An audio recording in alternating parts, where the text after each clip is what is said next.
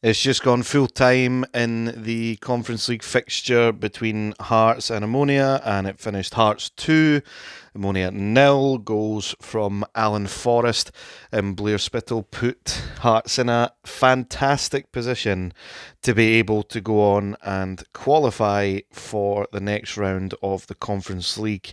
Whether or not it comes in the next few games, because those are quite tough compared to the start that they've had, I'm not sure, but the final game is something that they should be looking forward to if they haven't qualified by that point, to be the one to put the seal on things. But Hearts looking a lot better since the change of manager, it has to be said. 4-0 win, 2-0 win. And if they can get a positive result against Hibs at the weekend, then I think it signals the proper turnaround. And we'll see if they can keep it going or if it's just the new manager bounce. But without further ado, let's get into the player ratings for tonight's match. Starting off with the goalkeeper, Craig Gordon. He didn't really have all that much to do all night, to be honest. Distribution wise, I thought uncharacteristically from him, he was actually all right. He's not known for his distribution. So I'm going to give Craig Gordon a 6.5 out of 10. He didn't have much to do at all, but distribution wise, he was actually quite good. Adam Forrester, I'm going to give him a 8 out of 10 for his performance tonight. He did come off in the second half and he did get booked at one point as well, but I thought going forward and defensively he was really solid. Hearts losing Gerald Taylor to injury meant that he had to step up, even with the competition from Oyegoke, but he did really well tonight, I felt like. As did a lot of the Hearts team, of course, we'll get to that, but I think an 8 out of 10 is more than fair for Adam Forrester for tonight. Frankie Kent, he should have scored. He had a sitter in the first half, so his rating would have definitely been higher if he'd scored that. But I think an 8 out of 10 is fair for Frankie Kent as well. Didn't really put a foot wrong for most of the night, but he should have scored that goal. The chance, before from the corner just before Spittle actually ended up putting the team 2-0 up. So I'll go for 8 out of 10 for Frankie Kent tonight. Kai Rose, I think that's the best game I've seen him have for Hearts in quite a while, actually, especially with the driving forward. He done it quite a few times tonight, and I am going to give him the highest score of the defence. I'm going to give him an 8.5 out of 10 for his performance tonight. I thought he was really good, and some Hearts fans will tell you that he hasn't shown up since the World Cup. That's how long it's been, but he got them back into the game against Minsk, and then he's gotten himself, or he helped get them back into the game against Minsk, and then he's gotten himself a really good performance tonight. So I'm going to go for an 8.5 out of 10 for him. Stephen Kingsley, I'm also going to go for an 8 for him. He had a free kick that hit the wall in the first half that when the range happened, you thought that he was going to stick it in the top corner like he always does from that kind of range, or always seems to do from that kind of range. However, it wasn't to be, but I thought again his passing was crisp and he was solid tonight, so I'm going to go for an 8 out of 10 for Stephen Kingsley. Alan Forrest, despite the fact that he scored a really good goal, I thought out with that he was actually quite poor in possession, and a lot of the times, any times it was breaking down in the first and second half, it was down to Alan Forrest not picking the right pass, just getting bullied off the ball. So despite the fact that he scored a really good goal, I am going to give him a 7.5 out of 10 overall. If he hadn't scored, I think it would have been a wee bit lower than that potentially, but 7.5 out of 10 for Alan Forrest tonight. Malachi Boateng, I'm going to go for an 8.5 out of 10 for him. I thought he actually had a bit of a shaky start in the game, but he just continued to grow into it. Really, really quite classy performance from him in the midfield.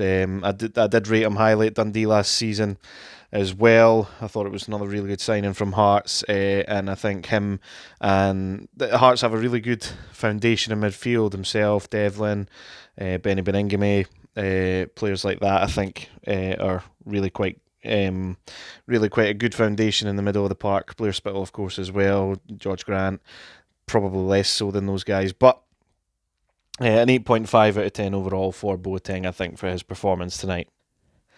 Cammy Devlin had a very Cammy Devlin-esque performance, putting himself about, getting into those challenges, won the ball back a couple of times. Going to give him a 7.5 out of 10 for his performance tonight, though. There was a couple of times where he did lose possession a wee bit needlessly, particularly in the second half. It happened on more than one occasion. So 7.5 out of 10 for Cammy Devlin tonight. Blair Spittle, man of the match, definitely. And I'm going to go for a 9 out of 10 for him. He petered off a wee bit in the second half. I don't know if that was because he was playing a slightly different role in the second half when Forrest went off and Vargas went off, but I'm going to go for a 9 out of 10 for Blair Spittle. His goal's fabulous. He has a big part to play in the first one as well. And he was just really good tonight. I think he's starting to flourish now that he's actually getting played in his proper position for Hearts that Naismith, for whatever reason, refused to play him in. But I'm going to go for a 9 out of 10 for Blair Spittle tonight. Lawrence Shankland didn't score, but he was probably unlucky not to score, I would say. Had that effort on his left foot that he does really well to create, really well saved from the goalkeeper. And they had another one in the first half where Forrest cut it back to him and it was well blocked. Overall, I thought his play was quite good tonight, despite not scoring. I think his booking was very harsh as well. It is a high foot, but I think the booking is harsh considering there was another high foot later in the game that wasn't punished. A little bit of a strange one, to be honest. But I am going to go for a 7.5 out of 10 for Lawrence Shankland. If he'd scored a couple of goals, then obviously he would have had a much higher rating, probably around the 8.5s or something like that. But I'm going to go for a 7.5 overall for his performance. Kenneth Vargas. Now, FotMob says that he got an assist. I think they're talking about the Spittle one where Shankland backheels it. I think it comes off the defender, though, and not Vargas on a couple of viewings. So I'm not going to count that assist towards him, even though they seem to be counting it towards him. I think on subsequent viewings, they'll take that assist off of Kenneth Vargas. And I do think, despite the fact that I do like Vargas when I see him play. I think he's probably going to get the lowest score of the front line and of the team that started. I'm going to go for a 6.5 out of 10 for Kenneth Vargas. I thought he started the game pretty well, but he kind of, I don't know if he lost steam or what, but after that he was a little bit non-existent, and he of course was one of the first guys to get subbed off in the second half. On to the substitutes now. Daniel Goki, I thought he did well when he came on. Didn't really put a foot wrong. Won the ball back a couple of times, but because he's a sub, and like I say with substitutes, I don't tend to score them particularly highly unless they were involved in a massive moment in the game. So I am going to give him a solid 4 out of 10 for his performance when coming on. Basically, the way I look at it is they start off as a 5 when a 5 for a substitute, is actually really good if they didn't contribute to a goal or an assist in that time. George Grant had a goal chopped off for offside from Lawrence Shankland. Out with that though, I thought he was okay in the game, and I think I'll give him another 4 out of 10 as well for his performance off the bench. On to James Penrice now. It's hard to score him because when he came on he was out of position, coming on for Alan Forrest, and then when Stephen Kingsley went off later on he did drop back into his position. So I am going to go for the contribution that he made. Another 4, actually. I think another 4 is quite fair for Penrice. So a 4 out of 10 for James Penrice. Jan Danda didn't get as involved as much as he probably would have liked to. Probably unlucky not to start the game, although Alan Forrest did score. I am going to give Danda a 3.5 out of 10 for his contributions off the bench, though. Barry Mackay, I'm not going to give him a score because I don't think he was on long enough to actually impact proceedings. When he was on the ball, he just kind of slowed the game right down, which is to be expected with the way that the game was going. It kind of petered out a wee bit in the second half, to be fair, but Hearts got the job done in the first half, in fairness to them. And on to the manager now. Neil, is it Critchley? I'm gonna say that's the one that we're looking at.